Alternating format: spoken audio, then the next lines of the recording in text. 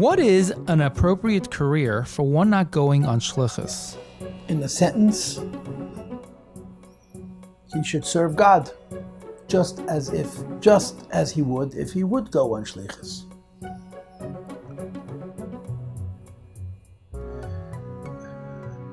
I'm going to answer this question by giving you a little bit of a history lesson.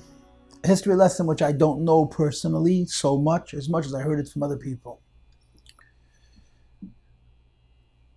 When the Rebbe first became Rebbe, Lubavitch was very small, and the Rebbe was very personally involved with every Lubavitcher. The percentage of Jungalai, the percentage of couples that went on Shluchis in the 50s and the early 60s and even the mid 60s was relatively low, much lower than now. In other words, the people who had the schus to be shluchim of the Rebbe directly, personally, were few. Most of the young couples that got married either went into chinuch, or they went into business, or they worked as professionals, or however they made a living.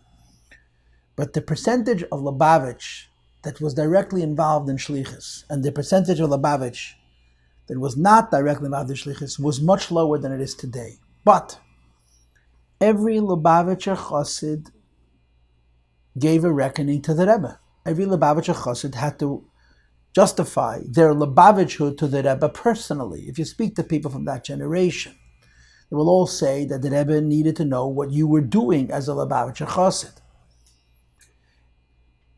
To give you an example, okay, there was a Lag Boimer parade in 1957, in 1960, in 1963, in 1966, 1967. There were a lot of kids who came to those parades, and there were far fewer bacharim around, far fewer able-bodied adult single men who could have taken those responsibilities.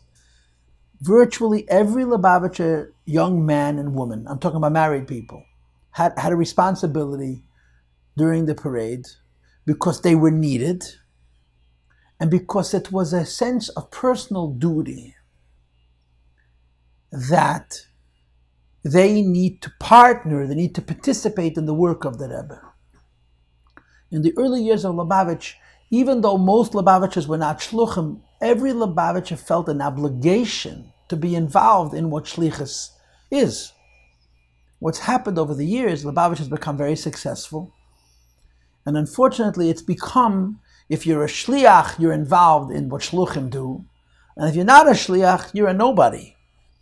But nobody has determined that.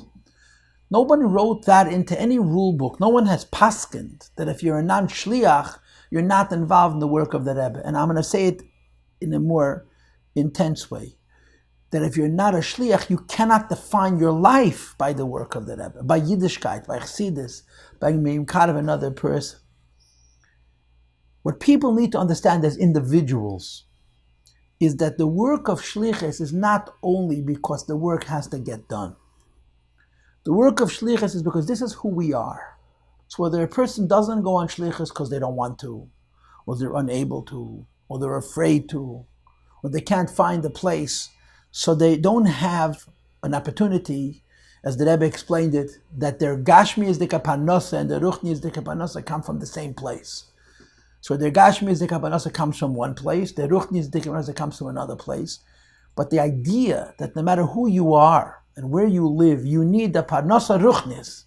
You need to have, in addition to what you do to make a living and support a family, an identity that makes you a Lubavitcher, which involves finding a way as an individual to be involved in Kiruv. And there is no shortage of opportunity, there's no shortage of ways for anybody who so desires, whether it's opening up your home and bringing people in from the outside, or it's helping young couples who don't have supportive families find the support they need in our community, or helping children in schools, or dealing with at-risk. There's no shortage of opportunities. It's a question of interest and priority.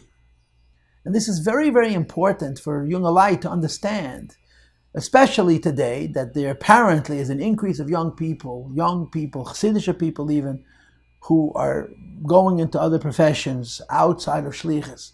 Shlichus is a chayvas gavra. Being involved in the Rebbe's work defines you as a Jew and as a chassid.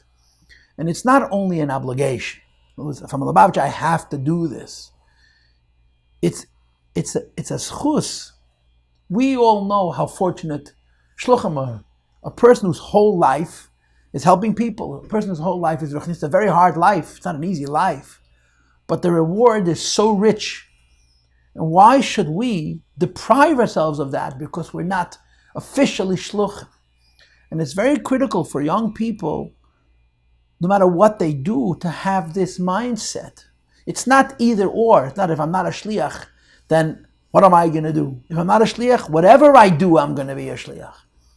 And the reality of life is that there's so much more to life.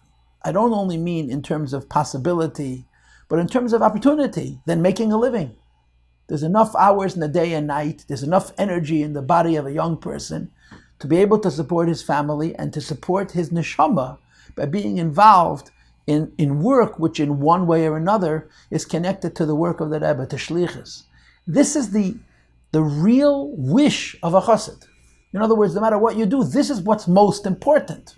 It doesn't mean you have to neglect your business or neglect your parnasa, but this is what we live for. We live for our ruchnias de parnasa. And if we could appreciate that everybody is a part of the work of the Rebbe, every single Lubavitcher chassid is a part of the work of the Rebbe, and figure out that it's our responsibility to create a niche for ourselves as an individual. I have to figure out how I'm working for the Rebbe. Not just because I want to be able to tell the Rebbe I did this, but because this is my life, this is my joy, this is my holiness. And this is what I want my children to appreciate when I raise them, that life is about serving the Eibishter, serving the Rebbe, making a difference in the world. In the spiritual sense, we will raise ourselves up. And when we raise ourselves up, we raise ourselves above a lot of the problems that we have when we forget this. When we start to see the separation between shluchim and not shluchim as a brick wall, if you're not a shliach, you're not involved in shlichus. It's not true. It's very unfortunate, and it's not true, and it's not helpful, and it's not healthy, and it isn't good. And it's certainly not what the Rebbe wants.